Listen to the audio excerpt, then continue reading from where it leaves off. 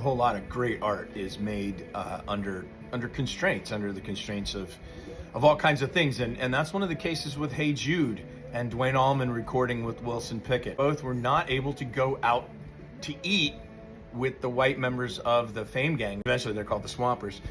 In Muscle Shoals, they had to stay behind, and because Duane was a hippie, he had long hair, and because Wilson Pickett was black, and they were in a very small town, Alabama. I'm gonna start with a quote from Duane, and then I'll let some of the participants tell the story as well. I'll let Jimmy Johnson tell the story. Vitamin ABB, trust me, I'm a doctor.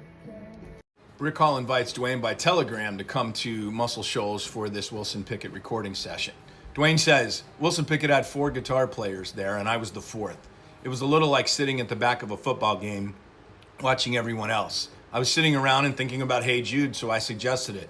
Wilson let me play lead on that one because I thought of the idea. And I had never really truly met a free spirit person until I met him. We were recording Wilson Pickett, and he just showed up. Tom Down was a great engineer from Atlantic, and Rick did a joint production on this. 1, 2, 3, 4. Back then, it was a little touchy for a black guy to go out with, say, 5 or 6 white guys to eat.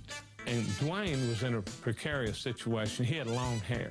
And people had long hair that went out with us got worse looks than the black guys. And so the two of them stayed back, and that's when Duane talked him into doing Hey Jude. October of 1968, I think the song had just been released by the Beatles.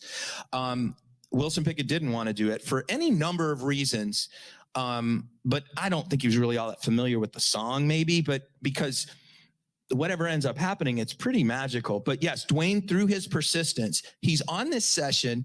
He's 22 years old. Actually, he's not even 22 yet. Yes, he is. Almost 22 years old. And he stares down Wilson. They called him Wicked Pickett. He was not apparently an easy guy to get around or get along with. Not only stares him down, convinces him to record this Beatles song, and it becomes a massive hit. You know? If anybody was alive in early 1969, was of age where you were listening to the radio, you would have heard Wilson Pickett's Hey Jude all over the radio in spring of 1969. With this incendiary guitar solo at the end, going toe-to-toe with Wicked Pickett. From that guitar solo, Duane Allman gets a contract, first with Rick Hall, then that contract gets bought out by Macon's Phil Walden. Phil Walden had managed before that Otis Redding. I hope I see names, people nodding. I mean, this is